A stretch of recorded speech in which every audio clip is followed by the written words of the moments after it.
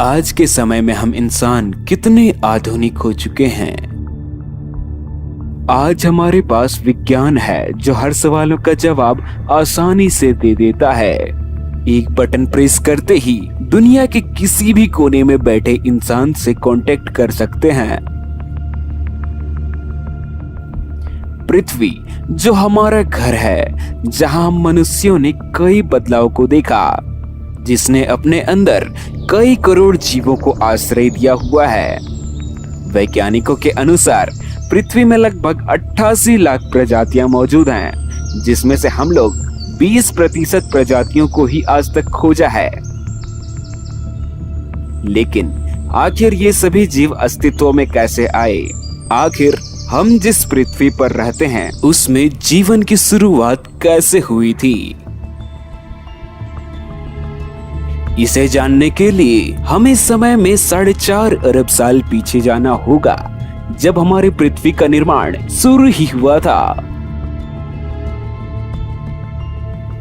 तो आइए मेरे साथ एक सफर पर, जहां ब्रह्मांड के धूलकण इधर उधर बिखर कर एक गोले का निर्माण कर रही है।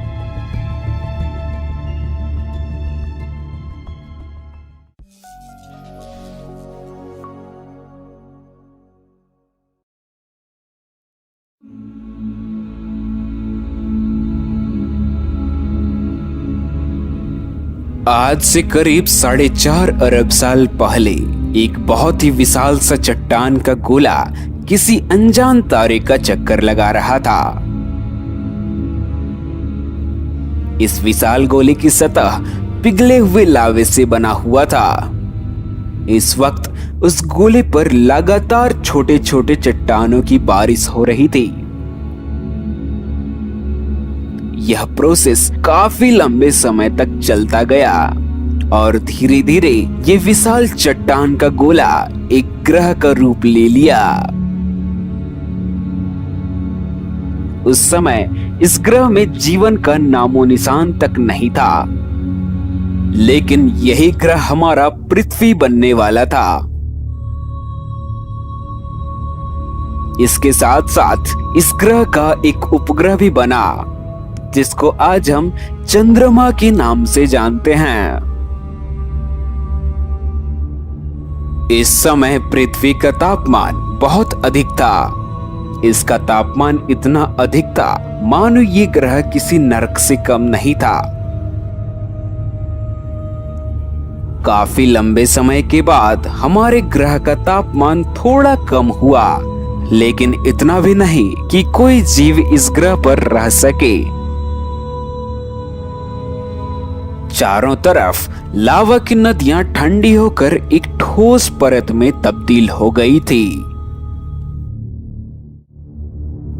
आज से करीब 4.9 अरब साल पहले हमारी धरती में फिर से छोटे छोटे चट्टानों की बारिश होने लगी, जिसे हम कहते हैं द लेट हेवी बम्बार्डमेंट। और इस बार इन चट्टानों ने कुछ खास लेकर आया, जो हमारे धरती को एक नया जीवन दान देने वाला था। इन चट्टानों में आइस के मॉलिक्यूल्स मौजूद थे, जिसकी वजह से हमारे धरती में समुद्रों का निर्माण हुआ। और साथ ही उन चट्टानों ने पृथ्वी पर नाइट्रोजन गैस को भी लेकर आया। लेकिन अभी भी धरती रहने लायक नहीं बना था, क्योंकि धरती का एटमॉस्फेयर अभी भी काफी जहरीले गैसों से भरा हुआ था। यहाँ ऑक्सीजन का नामो निशान तक नहीं था और धरती चारों ओर से समुद्रों और महासागरों से घिरा हुआ था। लेकिन अब भी धरती में काफी बदलाव होना बाकी था। आज से लगभग 3.7 अरब साल पहले हमारी धरती में फिर से उन पत्थरों की बारिश शुरू हो गई। इस बार उन पत्थरों के साथ साथ उल्का पिंडों की भी बारिश शुरू हो गई। लेकिन इस बार इन उल्का पिंडों ने अपने साथ कुछ अनोखा लेकर आया था, जो आगे चलकर धरती में जीवन का बीज बोने वाला था। इन उल्कापिंडों ने अपने साथ कई मिनरल्स और न्यूट्रिएंट्स लेकर आए थे, जैसे कार्बोहाइड्रेट, प्रोटीन, विटामिन एटसेट्रा। और भी कई पदार्थ को इन उल्कापिंडों ने अंतरिक्ष से धरती के गर्भ में परिवहन किया। लेकिन समुद्र के नीचे तापमान काफी कम था, क्योंकि सूर्य की किरणें यहाँ तक पहुँचने में असमर्थ थी। भाग्यवश समुद्र में कई छोटे छोटे सक्रिय चिमनीज थे, जिसके वजह से समुद्र का तापमान सामान्य रहता था। और यहीं पर उन मिनरल्स और न्यूट्रिएंट्स के एक रिएक्शन से धरती में जीवन का सबसे पहला बीज पनपा और यही निर्माण हुआ पहला यूनिसेल्युलर माइक्रो ऑर्गेनिज्म, यानी कि एक कोशिकीय सूक्ष्म जीव का। ये सूक्ष्म जीव एक प्रकार के बैक्टीरियाज थे और धीरे धीरे समुद्र में इनकी संख्या काफी बढ़ने लगी।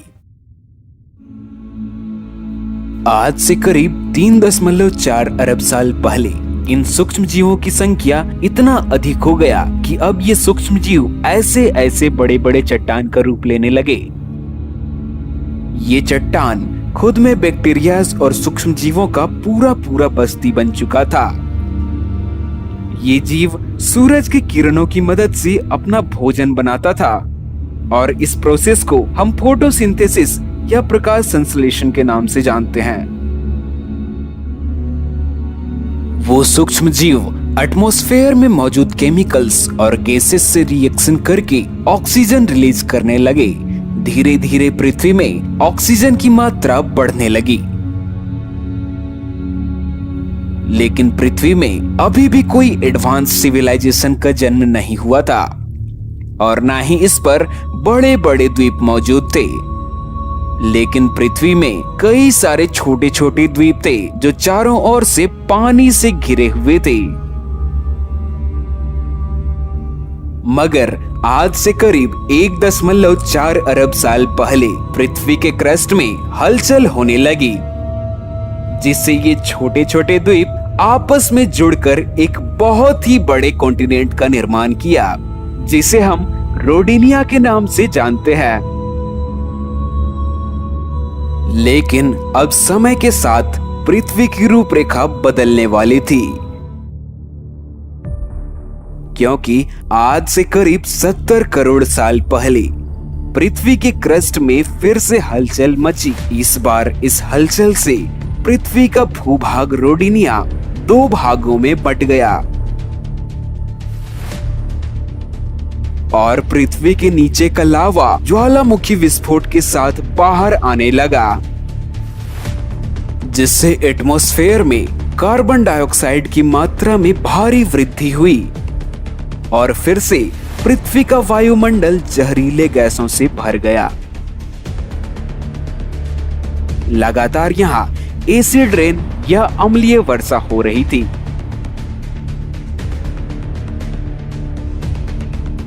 लेकिन समय के साथ साथ एटमॉस्फेयर में कार्बन डाइऑक्साइड की मात्रा कम हुई। लेकिन अब कार्बन डाइऑक्साइड की मात्रा इतनी कम हो गई थी कि अब पृथ्वी में सूर्य की किरण काफी कम आ रही थी, जिसके वजह से समय के साथ पृथ्वी में आइस एज की शुरुआत हुई। चारों तरफ बर्फ जमने लगी। ये आइस एज काफी लंबे समय तक चला, लेकिन समय के साथ हमारे एटमॉस्फेयर में फिर से कार्बन डाइऑक्साइड की मात्रा बढ़ने लगी, जिससे ये जमा बर्फ काफी तेजी से पिघलना शुरू हो गया और पृथ्वी का तापमान नॉर्मल हो गया।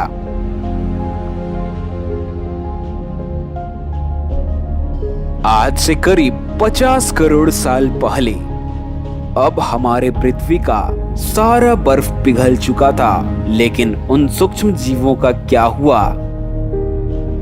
अब अगर आप समुद्र में देखोगे तो आपको बिल्कुल एक नई दुनिया देखने को मिलेगी।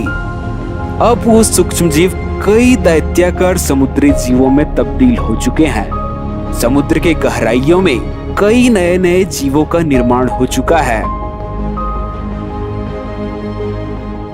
यहाँ पर कई समुद्री पौधे, घास और जीव थे। ये देखिए, इस जीव का नाम है पिकाया। ये भी उन जीवों की तरह ही एक कोशिकीय सूक्ष्म जीव था। ये जीव बहुत ही खास था क्योंकि इसके शरीर का एक अंग आगे चलकर हम मनुष्यों को भी मिलने वाला था, और वो खास अंग है रीढ़ की हड्डी। आज से करीब 45 करोड़ साल पहले अब हमारी पृथ्वी अंतरिक्ष से अभी के जैसा दिखाई देने लगा। पृथ्वी के कॉन्टिनेंट अब धीरे धीरे कई भागों में बंटने लगा, लेकिन पृथ्वी अब भी बेजान था क्योंकि यहाँ पेड़ पौधों का नामो निशान तक नहीं था। पर ऐसा क्यों था? ऐसा इसलिए था क्योंकि पृथ्वी में सूर्य की किरणों से आने वाले हानिकारक किरणें अल्ट्रावायलेट रेज या पराबैंगनी किरण से रक्षा करने वाले नहीं बने थे, जिसे हम कहते हैं ओजोन लेयर। लेकिन अब धीरे धीरे हमारे एटमॉस्फेयर में एक परत का निर्माण हो रहा था। वायुमंडल में मौजूद ऑक्सीजन के मॉलिक्यूल्स उन अल्ट्रावायलेट रेज से आने वाले गैसेस को सोखकर पृथ्वी के चारों तरफ एक कवर का काम किया, जिससे पृथ्वी पर हानिकारक किरणों का आना लगभग पूरी तरह से कम हो गया। अब हमारे पृथ्वी में समुद्र के किनारे नन्हे शैवाल का उगना शुरू हो गया, और यही शैवाल सबसे पहले लैंड प्लांट्स बन गए। अब पृथ्वी रहने लायक जगह बन चुकी थी। यहाँ की तापमान भी सामान्य थी, और समुद्र का एक जीव जिसका नाम था टिक्टैलिक, वो समय के साथ अपने विंग्स के मदद से पानी के बाहर आया, और धीरे धीरे वो जीव समय के साथ पानी के बाहर ज्यादा लंबे समय तक रहने लगा। यही वो जीव थे जिससे आगे चलकर डायनासोर्स, कछुए, छिपकली और अंत में ह्यूमंस में विकसित होने वाले थे। आज से करीब 35 करोड़ साल पहले अब ये जीव पूरी तरह से पानी के बाहर ही रहने लगे, और इन्हें कहा जाता था टेट्रापोड्स। यहाँ से पृथ्वी पर नए जीवन की शुरुआत हुई, लेकिन समय के साथ साथ धरती में फिर से ज्वालामुखी विस्फोट हुआ। उस ज्वालामुखी विस्फोट से पृथ्वी का तापमान बहुत अधिक बढ़ गया। पृथ्वी पर अब एक भी पेड़ पौधे नहीं बचे थे। चारों तरफ अकाल का माहौल था। जीवों की लगभग 95% आबादी खत्म हो गई। जो जीव बच गए वो जिंदा रहने के लिए कुछ भी खाना शुरू कर दिया, और तेज धूप से बचने के लिए वो जमीन के अंदर रहने लगे। पर समय के साथ एटमॉस्फेयर में फिर से परिवर्तन होना शुरू हो गया। पृथ्वी फिर से पहले के जैसा सामान्य हो गया। आज से करीब 15 करोड़ साल पहले हमारी धरती अंतरिक्ष से काफी जानी पहचानी लगने लगी। पृथ्वी पर ज्वालामुखी विस्फोट होने के वजह से यहाँ नए नए कॉन्टिनेंट्स और नए नए अर्थ क्रस्ट का निर्माण हुआ, और सभी कॉन्टिनेंट्स आपस में एक साथ मिलकर एक नए सुपर कॉन्टिनेंट में तब्दील हो गए, जिसे हम लोग पेंजिया के नाम से जानते हैं। आगे बढ़ने से पहले अगर आप मुझे वीडियो का कोई न्यू टॉपिक देना चाहते हैं तो कमेंट सेक्शन में दे सकते हैं। जिनका टॉपिक मुझे सबसे अच्छा लगेगा मैं उनको अगले वीडियो में जरूर शॉट आउट दूंगा। अब हमारे धरती में फिर से पेड़ पौधे उगना शुरू हो गए। धरती फिर पहले के जैसा सामान्य हो गया, लेकिन अब वो 5% जीव कई नए नए प्रजातियों में विकसित हो चुकी थी।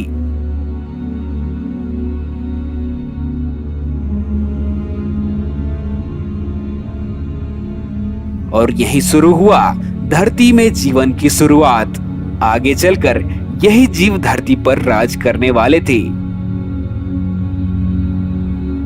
और वो जीव थे दैत्याकार डायनासोर्स। तो दोस्तों, यहीं से धरती ने जीवन का नया बीज बो दिया। समय के साथ फिर से धरती में काफी बदलाव हुए और कितने ही सालों के बाद जन्म हुआ हम मनुष्यों का। ये हम अगले एपिसोड में बात करेंगे। अगर आप दूसरा एपिसोड चाहते हैं तो कमेंट में जरूर बताइए। तो दोस्तों, अगर आपको वीडियो पसंद आया तो प्लीज अपने दोस्तों में जरूर शेयर करें और लाइक करना ना भूलें। अगर आप हमारे चैनल पर नए हैं तो चैनल को सब्सक्राइब जरूर कर लें और बाकी वीडियोस को भी जरूर देखें। अगला एपिसोड जल्द आ रहा है। वीडियो को पूरा देखने के लिए धन्यवाद।